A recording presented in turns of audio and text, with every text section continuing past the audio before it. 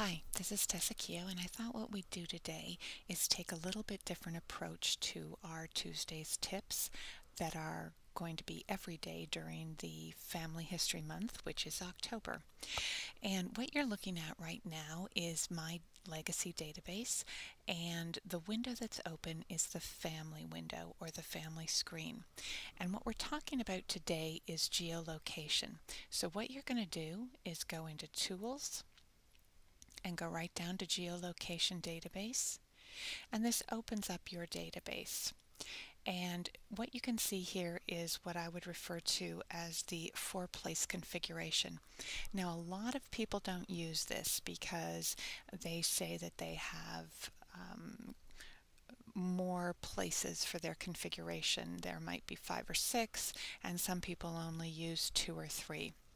But for the most part, in the United States, the configuration is city, county, state, and country. And in most parts of Canada, it would at least be the city, the province, and the country. Now, I've gone in and really played around with how I use my configuration based on the country that I'm working with. And when you do something like that, you're going to need to use some other programs as well as your legacy database. But just taking a look at the geolocation, let's see what we can do with it. And what you'll notice is this core plus and then core for your location. And that sometimes will show up when you've put your information in. But if you were doing a search, what you need to keep in mind, I've found, is these tabs at the bottom of each of your configurations. So you might have exact, or you might say to skip the field for the county if you're not interested. You might want exact for both the state or province and country. But when you're looking up a city, you might want to use starts with or contains rather than exact, because if you don't have the spelling correct, Legacy doesn't help you out here. So if I were to use starts with and put this section in, and I know it's Washington, I can go ahead and do my search. And it's going to bring up all of the cities that start with SEA in the state of Washington. And even though I asked it to skip this field, it has included the fields because this is the four-place configuration for the United States. So if I were to look, for instance, at Seattle, and say that that's the one that I wanted. And if I select that, if I had an open space that I was using this in, it would put that location in, and it would also allow me to select the short version that I would want as well. So a couple things to take a look at is it tells you how many matches you have, all of the cities in the state of Washington that begin with SEA. It also gives you the latitude and the longitude for this particular location. An interesting thing that some people fail to pay attention to is this little set of binoculars here, which is find surrounding cities. And I find this really useful when I'm looking up a place that I'm not all that familiar with. But we're going to play with it right now for Seattle first. So if I click on Find Surrounding, I could say maybe they were in Seattle, but maybe they were 3 miles. And the way this reads is show all locations within a question mark mile radius of Seattle. And I've inserted 3. And when I do that, it brings up 24 matches. And you can take a look just by scrolling through everything that is around there. For instance, you would have Queen Anne, which is one of the 7 hills of Seattle and is within that 3-mile radius. Now you can go ahead and select that area if perhaps you were looking specifically for Queen Anne in King County, Washington. And you can also go back to the other cities, and this is back to Seattle. So you're able to use that back screen, so to speak. Now this is really helpful here, but for instance, what if we were looking at, if you open this, you get your list of places. I don't find this as useful because you're going to have to scroll through any number of locations, and since it's done by country, you'll see here that you have such a wide variety of countries that I find it really difficult to play with this as opposed to just going ahead and filling in the country that I want. So if I were taking this information out and my country was Sweden,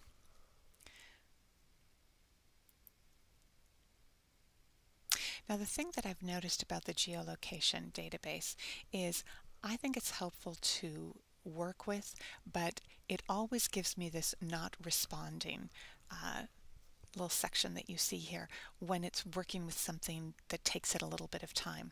Now the first couple of times I used it, I thought I'd done something to the program. I think that non-responding is just Legacy's way of telling you that it's working very slowly. And when you're here, it starts with the first city. Now it has a number of A's, which seems rather odd to me, but it does list all of the other cities. Something I've done with the options that you might want to keep in mind, I have it listed to keep the spelling of those cities with their diacritics, I think is how it's pronounced, but that would be this type of spelling here, and you're going to find that in Swedish, Norwegian, Italian, Spanish, the rest of it. I try to keep my spelling for my locations as it appears in that country as opposed to putting it in some other format. Now if you were taking a look at counties, what you notice here is once you've selected a country, I would really like it if it gave you just the counties that were in that country. Legacy doesn't do that, yet, and I don't see that it gives me the opportunity to do that. That would be a terrific improvement if once you've broken it down by the country you're interested in, it would only give you those states or provinces to look through. Now a smaller country might not be a problem. Certainly if you know the area. Let's give this a try. So if I put in, and always remember to go back and make sure that you have that starts with as opposed to exact. If I put this in, then I'm able to limit it to the words that I'm interested in. We'll go ahead and play a little bit more because I know the second word there. And the interesting thing is it doesn't give me the city that I'm interested in at this point. So if I were to go back to that section, let's see if I can find it this way. And you see how many cities there were with NY in it that it didn't pick up. So I just wanted to show you that because it's not a perfect system, but it does get you started on finding places. And I think that that's what's important about this. So always keep in mind, when, especially with foreign countries, and especially with places that you're unfamiliar with, maybe that your relatives didn't live in that specific city or town, but they lived within a few miles of it. That's certainly true in a lot of farming areas or rural areas. Definitely take advantage of the binoculars to find surrounding cities. So this gets you started with your geolocation database. And I just wanted to show you one other thing, and what I'll go ahead and do is show you, how my locations read. I have used the actual Swedish, towns or villages, and I take those from the Swedish records, and I go ahead and make sure that the spelling is also correct. Now I have a difference than what Legacy uses in that I make my countries all caps. And I do that also with my surnames. And that's just my personal preference on how it reads. That way I always know what I'm dealing with, especially if I add more places to my configuration. I know that that last section is always the country, no matter if I have 3 or 5 or what have you. So that's how mine read. And then if I were to show you in locations the short form of something, we'll go ahead and pick Minnesota. And this gives you the nice thing I like about the master location list, and keeping in mind that once you've put a location in your database with geolocator, that is one of the locations that shows up in your master location list. So I have switched how I'm sorting, but you can go in and look at any method that you want. You could start with city, county, state, and country. You can turn it around and have it be country, state, county, city. So you're going from the largest to the smallest. Here you're smallest to the largest. Some people might just work, they want to start out with the state, and you can also do that. So if I'm in Minnesota and we have Goodhue right there, if I wanted to edit this, and I'll make it a little bit bigger so you can see it. I don't have a city for this, so it starts with the county, which is Goodhue, the state, which is Minnesota, and the United States of America. Now, I know that a lot of people right now are using United States instead of USA. I went in and made that switch because I used the 3-letter configuration for all of my countries. I don't spell it out in this instance, but certainly in the short location, it would be USA, or it would be whatever the configuration is for any of the foreign countries that I use. And as you can see here in my short location, I have the 2-letter configuration for the state, and in this instance Minnesota is MN. So those come from the postal codes or the Chapman codes, depending on if you're working with the United States or if you're working with international. And those are 2 items that I downloaded from the internet and I have in my OneNote file, so that if I ever need to take a look at them, I can.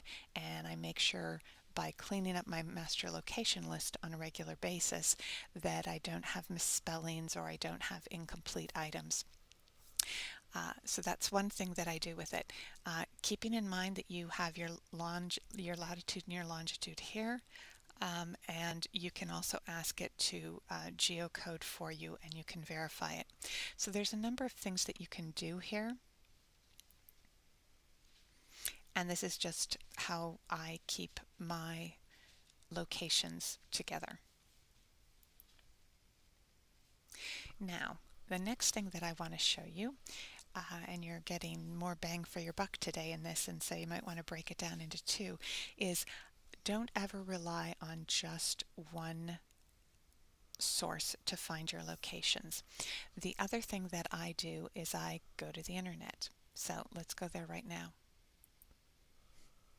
So I'm going to show you just really quickly 3 places that I always take a look to find out more about locations.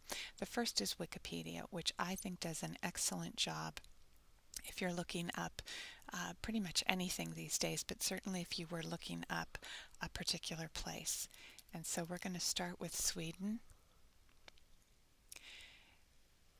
And right away you're directed to the country. It gives you information about that country right over in the right hand area.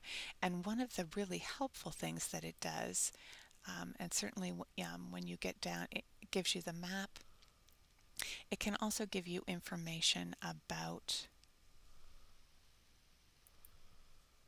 So once you've landed on the page for Sweden, you also need to go ahead and scroll through the contents, and it will give you information about the administrative divisions, and that's the area that you want to take a look at.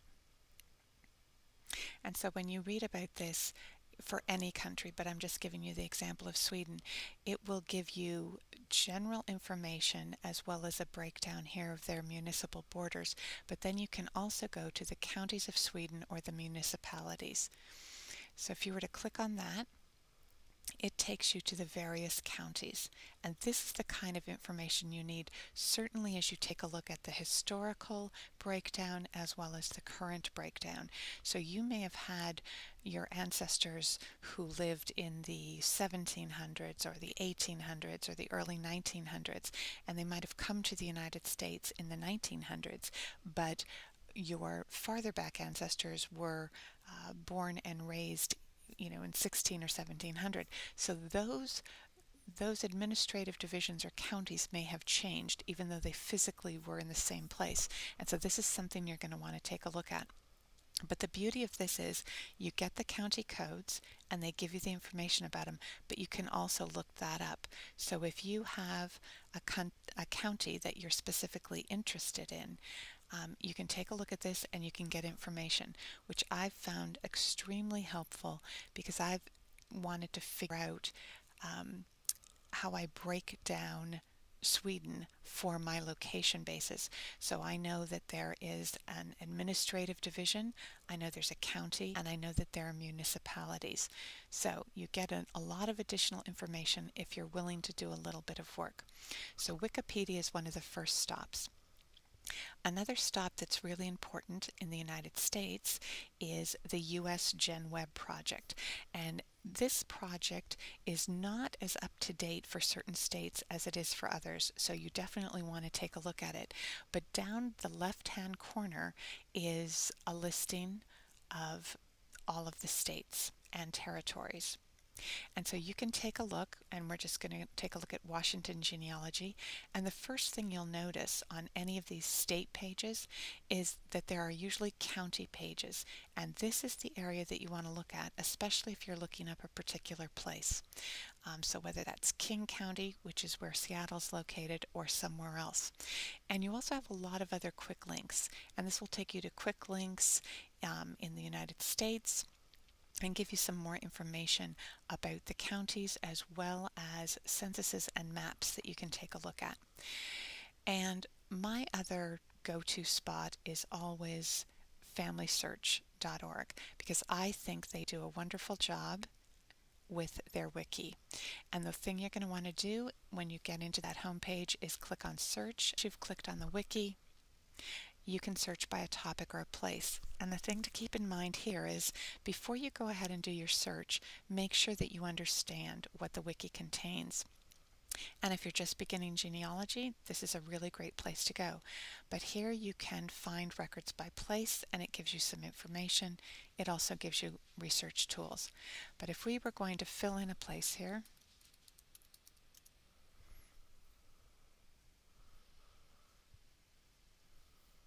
we're going to take a look at Sweden. And so you get your search results for Sweden and it gives you information because Sweden is a country, but Sweden is also apparently a town in both New York, or a county rather, and a town in Maine. So we're going to be taking a look at the country. And there might be a number of ways of getting to this page, but this is one of the easier ones. And of course, depending on the browser that you use, once you've reached a page that's useful to you, you might want to bookmark it. And the way that you can bookmark it, and I'll just show you one example of mine, is if you were to put in bookmarks, and I'll show you how mine work. If I go down to countries, this is my bookmark for Europe, and I have all, and then I break them down by countries. As you can see, if I have counties that I'm especially interested in, I include those. I have North America, which includes Canada, Newfoundland, the United States, and the states I'm interested in. I have Scandinavia, and I would save it here in Sweden to come back to. So that's just an example of how you could use it. And any other browser works the same way, whether that is Internet Explorer or Firefox. And today I'm having a few issues with Google Chrome in that it's not bringing up the pictures for some reason. But in any event, this welcomes us to the Sweden page of the wiki, and this tells us about, and this is the area you want to go into, contents. So we're going to be looking at the parishes, the county and parishes, and today that's not so helpful since I'm not getting, or since I'm having to click through for pictures. But this gives you a really good indication of the provinces of Sweden. And the nice thing about this is all linkable. So if you're looking and you know the area they come from, Värmland, and hopefully I'm pronouncing that correctly, you can also take a look here and see what are the counties around it. And you can also click and get information if they have any on that particular, and in this instance it's a province, that particular place. So this is the kind of thing that you want to take a look at. And as I said before, I would be focusing on familysearch.org. It's a free website. I would be focusing, if I were working with the United States, on the Usgenweb Project. And certainly I always make my first stop Wikipedia. And I think that those three will really get you started with finding out more information about your locations and help you come up with a system that is useful to you, whether you use four-place configuration or anything else. And keep in mind that legacy doesn't limit you, and you can use as many places as you want. As long as you have your country in there, you're going to be good to go on finding it um, in any kind of Bing mapping that they do, or if you do it yourself with Google Maps. And one other thing that I wanted to point out before we leave geolocation and locations in general in our legacy database, something that I do in my locations, once I have that information, whether it's about a country or a county or anything like that, and I'm just going to show you here, is this is how I've edited it. This is the International Code for Ireland. And what I do here in my notes is I put information in. There's 32 counties, 26 are located in Ireland. There's 4 provinces, and I list them out. And then I explain a little bit about the history of Ireland here. And this is for my own purposes. A lot of this information is from Wikipedia, and I have basically copied and pasted it with the citation to it because that's my information that I want to have so that I'm not constantly going back and forth. So if you do this for any of the countries that you work with, and as you can see, I have a number of countries here, as well as for any of the states, the counties, or the cities, you're going to have a really good compendium of information about the locations that you use in your database. So I hope this has helped and given you something to focus on today as we take a look at geolocation. Thanks for joining me, and we'll see you tomorrow.